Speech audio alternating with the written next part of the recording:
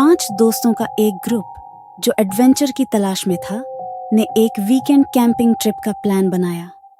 यह camping trip एक पुराने जंगल के बीच में थी जिसे एकोइंग वुड्स के नाम से जाना जाता था। पास के गांव में इस जंगल के बारे में कई अफवाहें चलती थीं। लोग कहते थे कि जो लोग इस जंगल में गए वो कभी वापस नहीं आए। उनकी आवाजें हमेशा के लिए पेड़ों में बस गई थीं। लेकिन दोस्तों को इन कहानियों पर यकीन नहीं था। उन्हें डर से ज्यादा थ्रिल चाहिए था। एक सुबह जब मौसम ठंडा और सुहाना था, वो लोग अपना सफर शुरू करते हैं। सूरज की रोशनी पत्तों के बीच से निकल रही थी और मौसम में एक सुकून था। पहले कुछ घंटे सब कुछ ठीक था। ताज़ा हवा, पत्तों का खड़कना और दूर से नदी की आवाज़। वो लोग जंगल की कहानियों का मजाक उड़ा रहे थे।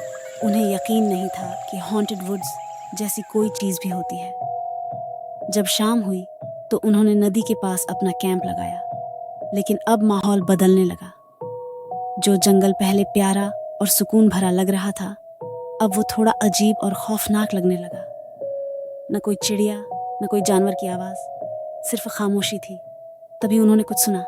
एक आवाज़, हल्की सी, हवा में गूंजती हुई। वो लोग एकदम से रुक गए और इधर उधर देखने लगे। आवाज कमजोर थी, दूर से आ रही थी, लेकिन कुछ अजीब था। ये आवाज मार्क की थी, लेकिन मार्क तो उनके साथ ही खड़ा था। मार्क ने सर हिलाया। मैंने कुछ नहीं कहा। Help me. अब ये आवाज थोड़ी पास से आई, लेकिन अब भी मार्क की आवाज थी, लेकिन उसमें एक अजीब सा एको था। सब डर गए और कैंप फायर के पास जाकर एक जगह बैठे, समझने की कोशिश करते हुए कि यह हो क्या रहा है। हमें यहाँ से निकलना चाहिए, सारा ने धीरे से कहा। जैसे ही वो खड़ी हुई, एक और आवाज आई। Help me! इस बार उसकी अपनी आवाज वैसे ही धुंधली और डिस्टॉर्टेड जैसे मार्क की थी। उन्होंने अपना सामान जल्दी से समेटना शुरू कर दिया और वहां से निकलने का फैसला किया। लेकिन जंगल के इरादे कुछ और ही थे। जैसे ही वो वापस अपनी राह पर चलने लगे, जंगल का रास्ता अजीब से लंबे रास्ते में बदल गया। रास्ता घुमावदार और अजीब था, जैसे वो कभी ठीक से वहां से निकल नहीं पाएंगे। उनके कदमों की आवाजें भी एक अजीब तरीके से गूंज रही थीं, जैसे कोई उनका पीछा कर रहा हो। हर थोड़ी देर में उन्हें अपनी ही आवाजें सुनाई देने लगीं, दूर से, कहीं से आती हुई। हेल्प मी प्लीज, मार्क की आवाज फिर से आई, लेकिन अब यह दूर नहीं थी। यह जंगल के अंदर से, उनके बिल्कुल सामने से आई थी। सबके पैर वहीं के वहीं जम गए। अंधेरों में से एक परछाई उभरी जो चांदनी में थोड़ी दिखाई दी। वो देखने में बिल्कुल मार्क जैसी थी, लेकिन कुछ गलत था। उसका चेहरा जर्द और आंखें बड़ी और बेजान थीं, और उसके होंठ एक जोर से स्क्रीम के लिए खुले हुए थे, लेकिन कोई आवाज नहीं निकल रही थी। मार्क जैसा वो फिगर अपना हाथ आगे बढ़ा रहा था, लेकिन उसके हाथ पतले और हड्डियों से भरे थे, जैसे वो इंसान नहीं, एक सड़ चुकी बॉडी हो। वो लोग दौड़ पड़े। उनकी आवाजें उनका पीछा कर रही थीं, अब और तेज और डिस्टॉर्टेड, हर दिशा से उन्हें बुला रही थीं। जंगल के पेड़ अब उनके आसपास मंडरा रहे थे, जैसे वो उन्हें पकड़ना चाहते हों। अंधेरा इतना गहरा हो गया कि चांदनी भी अब दिखाई नहीं दे रही थी। वो गिरते पड़ते, अपनी सांसें भारी करते जंगल के बीच दौड़ रहे थे। सुबह के वक्त सिर्फ 2 दोस्त गांव वापस लौटे। वो डर से हारे हुए थे, समझाने की कोशिश कर रहे थे कि उनके साथ क्या हुआ, लेकिन गांव वाले सब जानते थे। वुड्स ने फिर से कुछ और रूहों को अपना बना लिया था। हफ्ते बाद कुछ हाइकर्स ने सिर्फ एक छोड़ा हुआ कैंप साइट और हवा में हल्की हल्की आवाजें सुनी, उन लोगों की जो अब हमेशा के लिए जंगल में खो गए थे।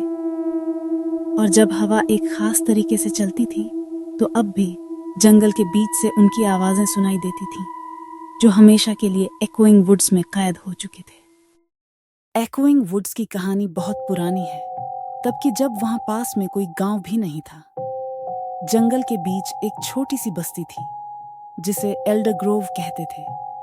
वहां के लोग प्रकृति और अपनी जमीन की पूजा करते थे। उनका मानना था कि जंगल के पेड़ और जानवर के साथ उनके पूर्वजों की आत्माएं भी वहां रहती थीं, जो उनकी रक्षा करती थीं। सब कुछ ठीक चल रहा था, लेकिन एक दिन सर्दियों के समय एक यात्री जो अपना रास्ता भटक गया था वहां आ गया। गांव के लोगों ने उसकी मदद की, उसे खाना दिया और अपने साथ रखा। लेकिन वह यात्री श्रापित था। उस पर एक बड़ी भयानक शक्ति का असर था। जब उसकी तबीयत ठीक होने लगी तो उसने अपनी काली शक्तियों का इस्तेमाल करना शुरू कर दिया। धीरे धीरे उसने जंगल की पवित्र आत्माओं को अपने कब्जे में कर लिया और जंगल में अजीब और डरावने बदलाव आने लगे। एक दिन गांव वालों ने उसे रोकने की कोशिश की, लेकिन वह अपने काले जादू से इतना ताकतवर हो चुका था कि उसने पूरे गांव को अपने श्राप से कैद कर दिया। सब लोग जंगल में ही अटक गए।